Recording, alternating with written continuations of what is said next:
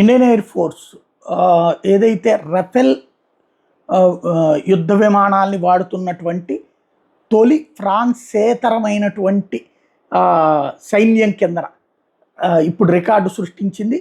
Already అవి Rafale యుద్ధ విమానాలు ఐఏఎఫ్లో ఇన్స్టాల్ చేయటం, అవి ఆల్రెడీ వాడుతున్నటువంటి నేపథ్యంలో ఇప్పుడు తాజాగా టోటల్ లెక్క కడుతున్నారన్నమాట. ఎయిర్ ఫోర్స్కి సంబంధించి కంబాట్లో ఇది కీలకమైనటువంటి అడుగులు అన్నటువంటిది.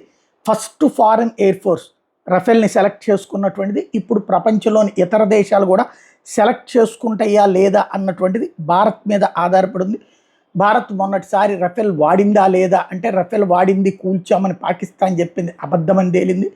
అదే సందర్భంలో రఫెల్ పర్ఫెక్ట్గా పనిచేసింది అన్నటువంటి విషయం పాకిస్తాన్లో కూలినటువంటి తీవ్రవాద శిబిరాలు, అట్లాగే ధ్వంసమైనటువంటి వాళ్ళ ఎయిర్ ఫోర్స్కి సంబంధించినటువంటి బేస్లు సాక్ష్యాలుగా నిలిచిన నేపథ్యంలో దాన్ని ప్రొజెక్ట్ చేసుకొస్తుంది ఫ్రాన్స్.